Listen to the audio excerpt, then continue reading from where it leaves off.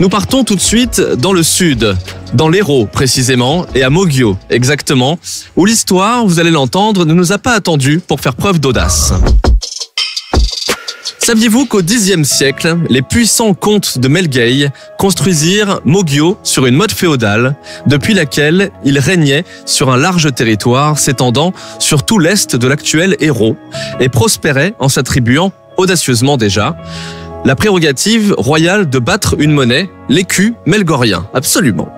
En 1855, le viticulteur Henri Bouchet tente un audacieux mariage entre les cépages Petit Bouchet et Aramon, donnant naissance au Grand Noir de la Calmette, ce cépage reconnu à la couleur intense qui fait la fierté de Moguio.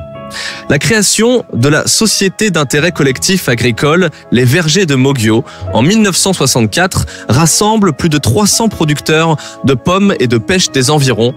Devenue la plus grande coopérative fruitière d'Europe, elle révolutionne la conservation et l'exportation des fruits grâce à la réfrigération. En 2025 à présent, Amel Adri, PDG et fondatrice du groupe Inits, innove à son tour à Moguio avec l'implantation d'une usine de bioproduction mutualisée. Elle va nous expliquer bien mieux que moi de quoi il retourne. Merci beaucoup d'être sur le studio de l'Audace, Amel.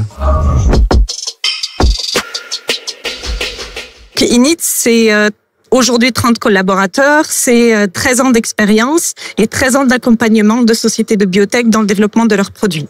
En 2020, on a commencé à réfléchir sur comment développer le modèle avec quelque chose d'innovant, d'audacieux, de différent et qui répondrait à un besoin particulier que nous avons identifié et à un besoin en lien avec la bioproduction de médicaments innovants et de technologies innovantes.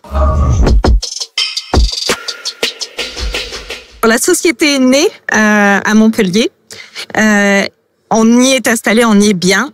L'accès est très facile, le style de vie est très agréable et on avait la volonté de continuer ce développement sur ce territoire-là et d'apporter notre pierre à l'édifice local pour développer la société. Donc on nous a souvent posé la question de pourquoi Montpellier, pourquoi Moguio, pourquoi cette région, pourquoi pas. Et ça permet aussi de décentraliser et d'avoir un service innovant dans un environnement agréable. D'abord, c'est un projet qu'on construit depuis 2020, sur lequel on mène des réflexions, qu'on travaille sur le design depuis 2020, sur le financement également. On a réussi à concrétiser le projet par une augmentation de capital en 2023, en décembre 2023, et la construction du bâtiment a commencé en juin 2024. Aujourd'hui, le bâtiment est hors d'eau, hors d'air. On commence à monter les cloisons, on commence à poser les gaines d'alimentation, tout ce qui est utilité avec les fluides. Notre objectif, c'est de nous installer dans les locaux définitivement à partir de janvier 2026, d'attaquer l'exploitation du bâtiment sur des activités R&D d'abord à partir de mars 2026 et les activités réglementaires parce qu'on produit des médicaments. Donc on est autorisé par l'Agence du médicament et cette activité réglementaire, on pourra l'attaquer à partir de juin 2026. Alors vous l'aurez compris, aujourd'hui chez Inits, on travaille beaucoup sur des médicaments innovants, sur des technologies innovantes. Ces sociétés, nos clients, les sociétés de biotech, quand elles ne trouvent pas de relais chez les prestataires de services habituels, vont commencer à développer en interne un procédé de fabrication, vont acquérir de la connaissance sur le procédé en lui-même, sur le produit, sur ses caractéristiques. Et quand ces sociétés vont passer sur des phases réglementaires pour lesquelles elles doivent se trouver dans un environnement contrôlé, autorisé par les autorités sanitaires, elles se posent systématiquement la question de est-ce que j'investis dans mes propres capacités de production, qui représentent un ticket faramineux, qui se fait à risque forcément parce qu'on n'a pas encore la preuve de concept de fonctionnement du médicament. Et l'autre alternative, c'est la sous-traitance. La sous-traitance qui est majoritairement utilisée sur ce type d'activité, mais qui présente le défaut d'avoir l'obligation de transférer à un tiers sa connaissance, son savoir-faire, potentiellement sa propriété intellectuelle. Partant de ce constat et partant de ce besoin, sur cette niche de sociétés de biotech, on a construit ce modèle pour pouvoir les accueillir. Donc, pour répondre à votre question, on s'adresse à des biotech qui ont une technologie innovante, un produit innovant et un procédé pour lequel elles veulent garder la main et venir fabriquer chez nous leurs médicaments.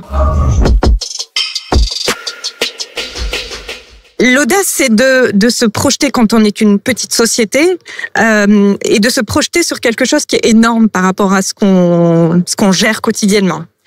L'audace, c'est de se dire que ce qui existe n'est pas immuable et qu'on peut réfléchir, envisager un modèle différent.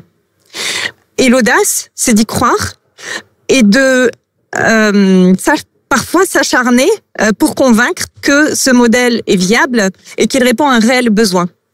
L'audace, c'est aussi de se lancer, parce qu'au-delà de l'idée, il faut derrière pouvoir la porter, la financer et convaincre. Voilà. Donc, et l'audace, c'est aussi de pouvoir embarquer une équipe avec soi pour porter ce projet ambitieux avec moi.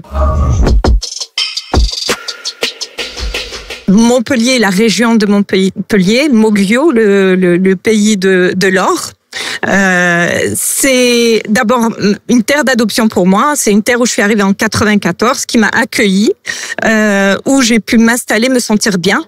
C'est un territoire hyper agréable, on y est tellement bien, on a le soleil, on a les marais, on a la montagne pas loin, donc vraiment on a un style de vie dans la région de Montpellier, dans ce territoire-là qui est extraordinaire. On a un territoire qui est hyper dynamique, qui accueille et qui porte et qui accompagne aussi des sociétés, des idées innovantes. Voilà. Et pour moi, ce territoire, c'est le plus beau, c'est la plus belle région du monde. Ouais,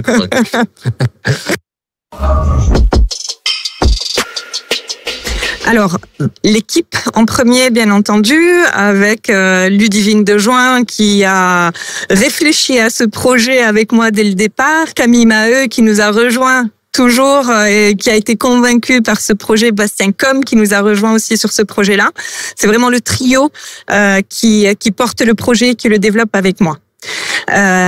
Le reste de l'équipe conseil qui a été vraiment très supportrice dans ce travail d'études, de développement et qui continue à y participer. C'est vraiment un travail de groupe. Et ensuite, il faut bien sûr, pour réussir un projet, des partenaires financiers. Donc, Sophie Larreau, IRDI, Laris et Altex pour les financeurs du projet. Et une fois qu'on a les finances et qu'on a l'équipe, il faut un bâtiment. Et pour le bâtiment, bien entendu, la Banque des Territoires qui nous a soutenus pour pouvoir financer le bâtiment. Et également un grand supporter sur ce projet, le Crédit Agricole Languedoc-Roussillon, qui a été présent sur tous les étages et qui nous aide énormément.